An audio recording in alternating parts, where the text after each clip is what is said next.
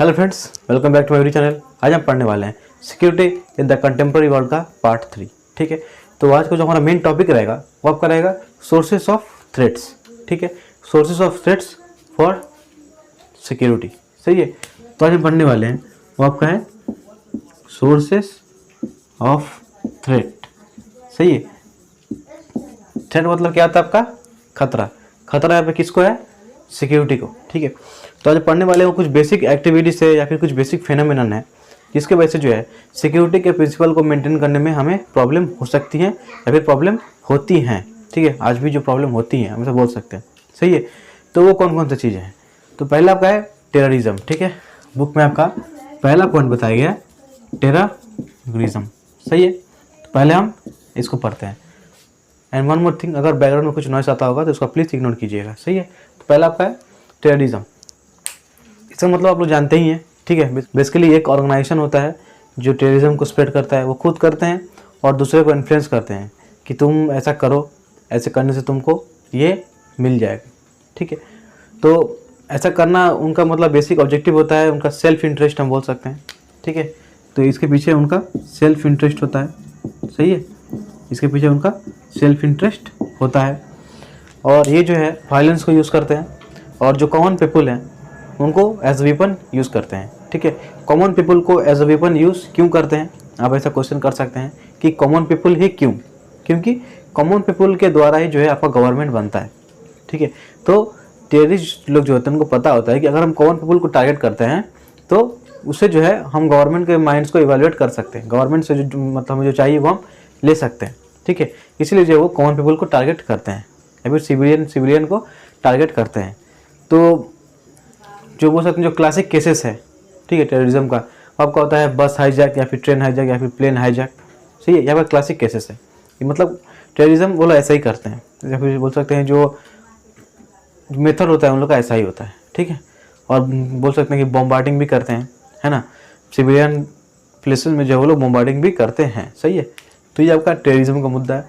ठीक है, बुक में इसे बताया गया है कि टेररिज्म डिस्क्रिमिनेशन को फॉलो नहीं करता है, लेकिन मेरा यह मानना है कि कहीं ना कहीं टेररिज्म जो है डिस्क्रिमिनेशन को फॉलो करता है। ठीक है, कहीं ना कहीं जो है टेररिज्म डिस्क्रिमिनेशन को फॉलो करता है। ठीक है, डिस्क्रिमिनेशन मतलब यहाँ पे on the basis of religion हम बोल सकते हैं। ठीक है, तो मैं आपको समझाता हूँ। मान लीजिए एक कम्युनिटी है बी और एक दूसरा कम्युनिटी है। ठीक है, यहाँ पे ए के लोग रहते हैं और यहाँ पे जो है बी के लोग रहते हैं। ठीक है, तो ये जो है यहाँ पे अटैक नहीं करेगा क्योंकि यहाँ पे इनके कम्युनिटी के लोग रहते हैं। ये कहाँ अटैक करेगा? इन पे करेगा। ठीक है, और जो बी है वो कहाँ नहीं करेगा? वो यहाँ नहीं करेगा क्योंकि यहाँ पे इनके कम्युनिटी के लोग रहते हैं। ये कहाँ करेगा? ए पे करेगा, है ना। तो ऐसे जो हम बोल सकते हैं कि टेररिज्म डिस्क्रिमिनेशन को फॉलो करता है। सही है, तो टेररिज्म के इतना ही बोला गया। और आपका जो 11 सितंबर 2001 का बात यहाँ पे कुछ बताया गया है, तो आप लोग जानते ही हैं कि यूएस के कुछ मेन बिल्डिंग्स पे जो है हाईजैकर्स जो थे प्लेन को डायरेक्ट हिट करवा दिए थे। ठीक है ना, तो यहाँ पे ये मेंशन किया गया है। तो यहाँ पे जो ओवरऑल दिखाया गया है कि कैसे टेररिज्म जो है एक सोर्स ऑफ थ्रेट बन सकता है सिक्योरिटी के लिए। ठीक है, फिर एक खतरा बन सकता है सिक्योरिटी के प्रिंसिपल को मेंटेन करने के लिए। सही है, हम ऐसा बोल सकते हैं। तो पहला आपका गया है टेररिज्म। आपका सेकेंड में आता है ह्यूमन राइट्स। सही है, आपका सेकेंड में आता है ह्यूमन राइट्स। तो ह्यूमन राइट्स में बेसिकली कौन कौन से राइट्स? ठीक है, इसको जो आपका फर्दर 3 पार्ट में डिवाइड किया गया है। ठीक है, मतलब कौन कौन से राइट हो सकते हैं हम बोल सकते हैं। ठीक है, तो ये आप अगर थोड़ा सोचिएगा तो आपको भी जो है आइडिया नहीं बोल सकते हैं कि थोड़ा बहुत जो है आप नज़दीक पहुंच जाइएगा। ठीक है, कि कौन कौन से राइट्स हो सकते हैं। पहला क्या हो सकता है आपका? पॉलिटिकल है। ठीक है, पॉलिटिकल राइट। दूसरा क्या हो सकता है? Economic right. और तीसरा क्या हो सकता है? हम जानते हैं सोशल राइट, लेकिन यहाँ पे जो है उसको एक अलग नाम दिया गया है। ठीक है, राइट्स फॉर माइनॉरिटीज़ का बात यहाँ किया गया है। ठीक है, राइट्स फॉर माइनॉरिटीज़। सही है, तो बेसिकली ये जो क्लासिफिकेशन है आपका ह्यूमन राइट्स का। ठीक है, तो इनका अगर वायलेशन होता है, ठीक है, इनका अगर वायलेशन होता है, ठीक है, तो इनका वायलेशन से क्या हो सकता है? सिक्योरिटी के ऊपर खतरा बन सकता है। ठीक है, अगर ह्यूमन राइट्स को वायलेशन किया जाए तो। ठीक है, अब ह्यूमन राइट्स का वायलेशन कब होता है? जब वॉर होता है। ठीक है, जब वॉर होता है, ठीक है, तब जो है ह्यूमन राइट्स का वायलेशन होता है। सही है, वॉर तो मतलब ऐसा नहीं है ना कि अगर कोई बंदूक से अगर गोली चलाता है तो वो टारगेटेड है कि उसको जाकर ही लगेगा, है ना, सिविलियन लोग को भी लगता है, सही है। तो इससे क्या होता है, ह्यूमन राइट्स का वायलेशन होता है वॉर से, सही है। यहाँ बताया गया है कि पॉपुलेशन 650 करोड़ है, 20 साल बाद 700 करोड़ या फिर 900 करोड़ बन सकता है, ठीक है, बढ़ सकता है, ठीक है। तो यहाँ पे क्या दिखाया गया कि पॉपुलेशन एक्सपैंड कर रहा है, तो अच्छी बात कर रहा है, तो क्या दिक्कत है, पॉपुलेशन एक्सपैंड कर रहा है तो क्या दिक्कत है, अच्छी बात है, पॉपुलेशन बढ़ रहा है तो अच्छी बात है, ठीक है, बढ़ना तो अच्छा होता है ना। लेकिन बढ़ना तभी अच्छा होता है जब पॉपुलेशन के साथ साथ जो नेचुरल रिसोर्स है वो भी बढ़े, ठीक है। मैं आपको सिंपल से समझाता हूँ। मान लीजिए एक घर में 10 आदमी रहते हैं, ठीक है, तो उस घर में 10 आदमी का खाना डेली बनता है, ठीक है, 10 आदमी खाना खा के सो जाते हैं, उसके अगले ही दिन वहाँ पे 15 आदमी आ गए, ठीक है, 10 आदमी का खाना बना, 5 आदमी का खाना नहीं बन पाया, क्योंकि 5 आदमी का खाना है ही नहीं तो कहाँ से बनेगा, ठीक है, 10 आदमी खाए, 5 आदमी भूखे सो गए, है ना। तो इसी को बोला जाता है ग्लोबल पॉवर्टी। तो इसे हम समझा सकते हैं ग्लोबल पॉवर्टी को, सही है। तो यहाँ पे वही बताया गया है, पॉपुलेशन एक्सपेंड कर रहा है लेकिन नेचुरल रिसोर्सेज का एक्सपेंशन नहीं हो रहा है, ठीक है, जो नेचुरल रिसोर्स है वो एक्सपेंड नहीं कर रहे हैं, जिससे क्या होगा, आपका प्रॉब्लम होगा, ग्लोबल पॉवर्टी होगा, सही है। और इसके वजह से जो माइग्रेशन होता है, तो मैं माइग्रेशन के मुद्दे पे बाद में आता हूँ, पहले जो है इसको कवर अप करते हैं, सही है। तो फिर यहाँ पे जो है रिच कंट्रीज उनके बारे में बताया गया है, जो रिच कंट्रीज है वो और रिचर कैसे बनते जा रहे हैं, अमीर जो देश है वो और अमीर कैसे बन रहे हैं, क्योंकि उनको पता है कि हमें जो है हमारे पॉपुलेशन को एक्सपेंड नहीं करने देना, और एक्सपेंड करता भी है तो हमें कुछ ऐसा मेजर्स लाना है जिसके वजह से जो है हम नेचुरल रिसोर्स को भी जो है एक्सपेंड कर सकें, ठीक है ना। हमारा पॉपुलेशन एक्सपेंड करेगा तो हमें जो है हमारे नेचुरल रिसोर्स को भी एक्सपेंड करना पड़ेगा, नहीं तो प्रॉब्लम हो जाएगी, है ना, प्रॉब्लम्स आएंगी। तो उनके दिमाग में भी मतलब ये आइडिया हो चुका है कि नेचुरल रिसोर्स को एक्सपेंड करना है, ठीक है, लेकिन पॉपुलेशन को एक्सपेंड नहीं होने देना है, ठीक है। अब नेचुरल रिसोर्स को एक्सपेंड क्यों करना है, ठीक है, थोड़ा ये भी समझिए। जो मैंने को पहले बताया, एक घर में 10 आदमी है, 10 आदमी का मान लीजिए खेती हो रहा है, ठीक है, खेती हुआ तो 20 आदमी का अनाज निकला, ठीक है, 10 आदमी खाया, और जो 10 आदमी का अनाज बच गया वो क्या होगा, उसको हम बाहर बेच देंगे, उससे क्या होगा, हमें प्रॉफिट मिलेगा, ठीक है, इसी को बोलते हैं सरप्लस, ठीक है, जितना चाहिए उतना मिल के उससे अगर कुछ ज़्यादा बच जाता है तो उसको हम बोलते हैं सरप्लस, सही है। तो सरप्लस को हम सेल करके प्रॉफिट गेन कर सकते हैं, सही है। तो यही जो एक तरीका बोल सकते हैं डेवलपमेंट का, ठीक है, होलसम डेवलपमेंट का एक तरीका है ये, ठीक है। तो यहाँ पे वही यहाँ बताया नहीं कि ये मेरा मानना है कि कुछ हद तक ऐसा ही, मतलब सिस्टम ऐसा ही चलता है, सही है। आप भी थोड़ा सोच के देखिएगा, कुछ हद तक सिस्टम ऐसा ही चलता है। और ये सरप्लस जनरेट करने के चक्कर में आजकल क्या हो रहा है, डिफॉरेस्टेशन हो रहा है ना। और जो हम क्या करते हैं कि फर्टिलाइज़र ऐड करते हैं सॉइल में, ठीक है, मतलब ज़्यादा प्रोड्यूस होगा, ज़्यादा सरप्लस होगा, तो मतलब यही मतलब यहाँ पे मैटर यही है, ठीक है।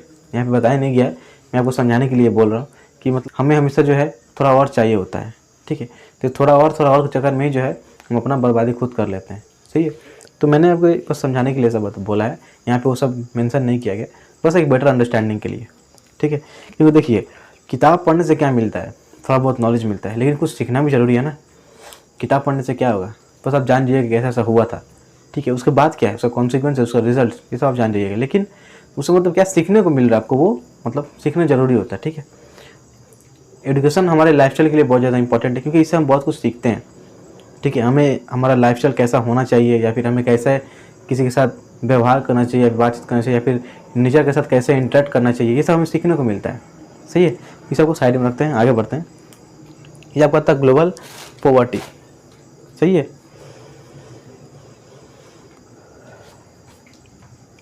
यहाँ पे फिर माइग्रेशन की बात किया गया है, ठीक है, इससे रिलेटेड ही है, ग्लोबल पॉवर्टी से रिलेटेड ही है। जहाँ पे ज़्यादा गरीबी होता है ना, तो वहाँ से लोग भाग के कहीं और चले जाते हैं, ठीक है। क्यों जाते हैं, बेटर एम्प्लॉयमेंट अपॉर्चुनिटीज़, ठीक है, बेटर स्टैंडर्ड ऑफ लाइवलीहुड हम बोल सकते हैं, सही है, इसलिए वहाँ से जो वो लोग हट के कहीं और चले जाते हैं।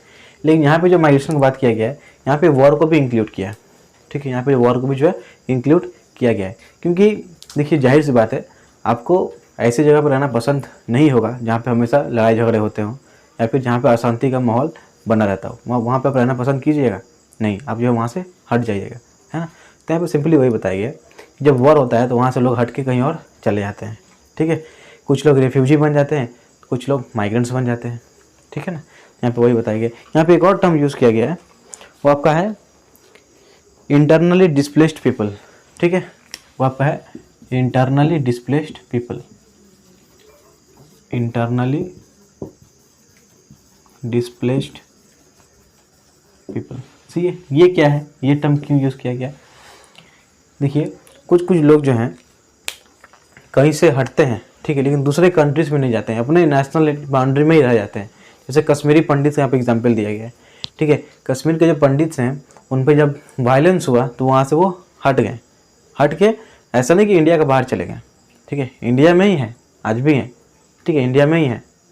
तो ये जो डिस्प्लेसमेंट हुआ, ठीक है, इसी को बोला जाता है इंटरनली डिस्प्लेस्ड पीपुल। ये देखिए इंटरनली का यहाँ पे यूज़ किया गया, इंटरनली मतलब कंट्री के अंदर ही, विद इन द कंट्री, सही है, विद इन द कंट्री यहाँ वो हम बोल सकते हैं। यहाँ पे उसको मतलब यहाँ पे बताया गया है उस चीज़ को।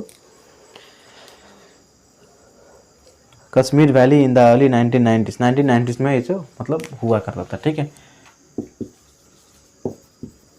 जो कश्मीरी पंडित का जो ऊपर जो वायलेंस हुआ करता था बेसिकली 1990s के टाइमलाइन में हुआ करता था, ठीक है, यहाँ पे वो मेंशन किया गया है। आगे बढ़ते हैं, देखिए यहाँ बताया गया है from 1990 to 1995 70 states were involved in 93 wars which killed about 55 lakh people, ठीक है। 1990 और 1995 का टाइमलाइन की बात यहाँ पे किया गया है। उस टाइम पे जो है बहुत सारे जो है वॉर्स लड़े गए थे, ठीक है, यहाँ पे बोल सकते हैं हम लड़ाई हुआ था, जिसकी वजह से जो है 55 लाख पॉपुलेशन मतलब बोल सकते हैं कि लॉस हो गया था, ठीक है, उनका डेथ हो गया था, सही है। तो यहाँ पे क्यों बताया जा रहा है, क्योंकि ये जो है एक टाइप को बोल सकते हैं कि थ्रेट है हमारे सिक्योरिटी के ऊपर, है ना। ये जो वॉर से जो लॉस होता है वो भी एक टाइप का थ्रेट ही हुआ ना, ठीक है।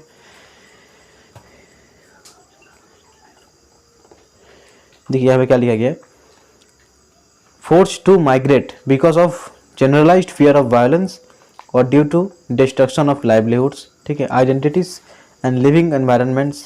मतलब देखिए इसके यहाँ पे जो माइग्रेशन का जो कॉज है वो यहाँ पर दिखाया गया है, ठीक है। माइग्रेशन का जो रीज़न है यहाँ पे वो दिखाया गया है कि लोग माइग्रेट क्यों करते हैं, ठीक है। जो उनको पहले ही बोल दिया था यहाँ पे वॉर को यहाँ पे इंक्लूड किया जाएगा, क्योंकि वॉर से जो है कुछ लोग परेशान हो जाते हैं, ठीक है। वहाँ पे उनका जो पहला घर था वो घर मान लीजिए तहस नहस हो गया, ठीक है, उनका रहने का कोई ठिकाना नहीं है, तो वहाँ से वो हट जाते हैं, कहीं और चले जाते हैं, ठीक है।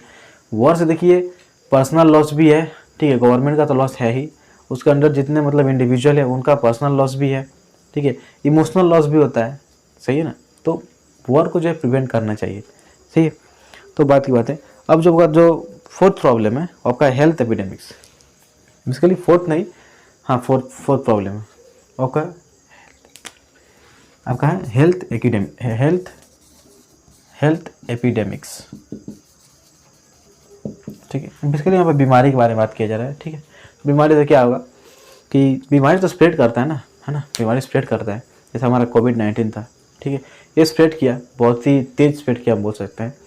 तो किसी को मतलब कोई इंडिविजुअल इससे इफेक्ट नहीं हुआ, ठीक है ना, एज अ होल पूरा कंट्री जो इफेक्टेड था और पूरा वर्ल्ड इफेक्टेड है, ठीक है ना। तो यहाँ पर वही बताया गया, तो अगर पूरा वर्ल्ड किसी बीमारी से इफेक्टेड हो जाए तो क्या सिक्योरिटी के ऊपर थ्रेट नहीं आएगा, जरूर आएगा, है ना। तो यहाँ पर उसीलिए यहाँ पे उसको मेंशन किया गया, सही है। इसलिए सार्स का बात किया जाएगा, SARS, ठीक है, सीवियर एक्यूट रेस्पिरेटरी सिंड्रोम, जैसे हम बोलते हैं सार्स कोविड-19, है ना। तो जो डिजीजेस हैं बोल सकते हैं जो मतलब हमारे रेस्पिरेटरी सिस्टम से रिलेटेड है, उनको बेसिकली SARS का नाम दिया जाता है, सही है। तो यहाँ पे कुछ बीमारियों का नाम बोला गया है। HIV एड्स, जानते ही एड्स क्या है, बहुत ही खतरनाक बीमारी है, ठीक है, उसका अभी तक ट्रीटमेंट नहीं है। उसका ट्रीटमेंट एक ही है कि बहुत ठूस के फल फूल खाओ, जितना दिन जिंदा हो जिंदा रहेंगे, जितना दिन जिंदा है आप फिर रहिएगा, ठीक है। आपका इम्यूनिटी धीरे धीरे वीक होता रहेगा, चारों तरफ से जितने भी बीमारियाँ हैं सब आपको अटैक कर देंगे, है ना, आप कुछ कर नहीं पाइएगा। जैसे कुछ अभी इलाज नहीं है। फिर यहाँ पे इबोला का बात किया गया है, Ebola virus, hanta virus, hepatitis B, malaria, dengue fever, cholera have mutated into drug resistant forms that are difficult to treat. मतलब म्यूटेशन भी होता है, जो डिफरेंट टाइप ऑफ क्या बोलते बीमारियाँ होते हैं वो म्यूटेट करते हैं, म्यूटेट करके जो है अपना एक अलग फॉर्म बनाते हैं। जैसे हमारा कोविड का कितना फॉर्म्स है ना, डेल्टा वेरिएंट, ये वेरिएंट, ये वो वेरिएंट, मतलब दुनिया भर का वेरिएंट इसका निकलते जा रहा है, ठीक है। तो इसे जो है मतलब जैसे जैसे लोग अपना वेरिएंट चेंज करेगा, ठीक है, साइंटिस्ट लोग को उतना ही प्रॉब्लम होगा उसका इलाज निकालने में, ठीक है। क्योंकि म्यूटेशन मतलब क्या होता है कि वो मतलब किसी और अपने अंदर ही जो है कुछ स्पेसिफिक चेंजेस ला देते हैं, ठीक है ना, चेंजेस लाते हैं, इसकी वजह से जो है साइंटिस्ट लोगों को फिर से स्टार्टिंग से रिसर्च करना पड़ता है कि इसमें क्या चेंज हो गया, अचानक से ये चेंज हो गया, इस चेंज के लिए क्या दवा है, ठीक है। यहाँ पे इतना ही बोला गया है।